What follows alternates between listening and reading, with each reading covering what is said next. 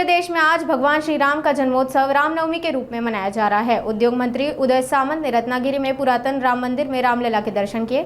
इस मौके पर बोलते हुए उन्होंने वक्फ बोर्ड कानून के साथ अन्य कई मुद्दों पर अपनी प्रतिक्रिया दी। आज रामनवमीच्या निमित्तानं मी रत्नागिरी जिल्ह्यातल्या, कोकणातल्या आणि महाराष्ट्रातल्या तमाम जनतेला मनपूर्वक शुभेच्छा देतो। रत्नागिरी शहरातलं हे राम मंदिर हे पुरातन राम मंदिर आहे। काही वर्षापूर्वी उल्हास घोसाळकर यांच्या नेतृत्वाखाली याचा जीर्णोद्धार झाला आणि या रामनवमीच्या निमित्तानं रामाचा आशीर्वाद घेण्यासाठी, श्रीरामाचा आशीर्वाद घेण्यासाठी दरवर्षी मी या ठिकाणी येत असतो। त्याच पद्धतीने आज मी इथं आलेलो आहे। येत्या 1 महिन्यामध्ये रत्नागिरीचं बस स्थानक हे लोकार्पण करण्याचा सोहळा या रत्नागिरीमध्ये सुरू होईल आणि महाराष्ट्रातलं अत्याधुनिक आणि हायटेक बस स्थानक हे आपल्याला रत्नागिरीमध्ये बघायला मिळेल। या आरोपाला काही अर्थ नाही। उलट सर्वसामान्य मुस्लिम धर्मीय जो आहे त्यांनी या बिलाचं स्वागत केलेलं आहे। ज्या लोकांना असं वाटतंय की आपल्याकडे असलेली मुस्लिम बांधवांची मतं या बिलानंतर पुन्हा एकदा महायुतीकडे जाणार आहेत, त्या भीतीपोटी मुस्लिम समाजाच्या लोकांमध्ये गैरसमज पसरवण्याचं हे षडयंत्र महाविकास आघाडीच्या नेत्यांनी आखलेलं आहे। माननीय एकनाथ शिंदे साहेबांना ज्यावेळी नक्षलवाद्यांकडनं थ्रेट होता त्यावेळी देखील त्यांची सुरक्षा वाढवू नये अशा पद्धतीचे आदेश तत्कालीन मुख्यमंत्र्यांनी दिले होते। माननीय विद्यमान मुख्यमंत्री देवेंद्रजी फडणवीस यांची सुरक्षा देखील अचानक एका कार्यक्रमामधून काढून घेण्यात आली होती आणि त्यांच्यावर देखील पोलीस कारवाई करण्याच्या संदर्भामध्ये काही षडयंत्र रचलं जात होतं। गिरीश महाजन असतील यांना देखील मकोकाखाली अटक करण्याच्या दृष्टीनं काही खोट्या केसेस देखील दाखल केल्या जात होत्या।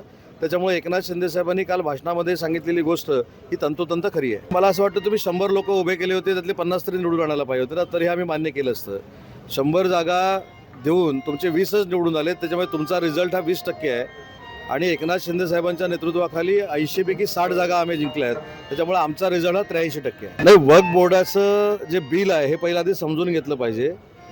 ते काय मुस्लिम समाजाला किंवा धर्माला त्रास देण्यासाठी आणलेलं बिल नाही, उलट जे सर्वसामान्य मुस्लिम बांधव आहेत त्यांना न्याय देण्यासाठी आणलेलं ते बिल आहे। आणि ज्या जमिनींच्या नावावर व्यापार मांडला जातो त्या जमिनी खऱ्या अर्थानं जर मुस्लिम बांधवांच्या असतील तर त्यांच्याकडे द्यायच्या, त्याच्यावर अतिक्रमण झालं असेल तर त्याच्यावर कायदेशीर काही गोष्टी करायच्या, यासाठी आणलेले ते बिल आहे। परंतु काही लोकांना अशी भीती निर्माण झालेली आहे की मोदी ए सैगात नावाचा सैला ए मोदी नावाचा कार्यक्रम झाला।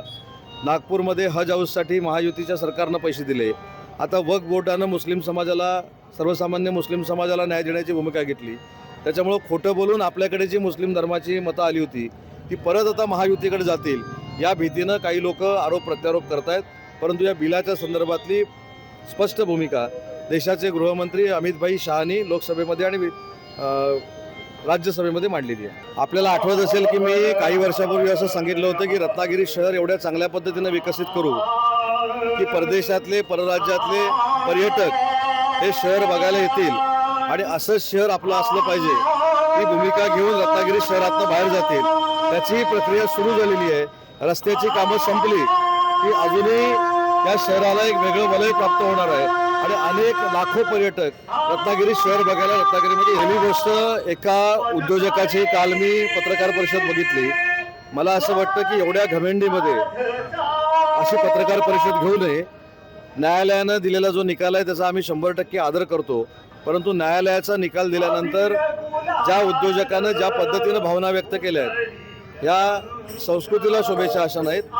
खुर्ची जप्त करण्याचे जे निकाल दिले होते त्याची काही कार्यप्रणाली ही कोर्टामध्ये ठरलेली आहे आणि कोर्टामध्ये ठरलेल्या कार्यप्रणालीवर बाहेर चर्चा करणं हा देखील न्यायालयाचा अवमान आहे आणि म्हणून मी जिल्हाधिकाऱ्यांना सांगितलं की कोर्टाचा मान सन्मानच राहिला पाहिजे।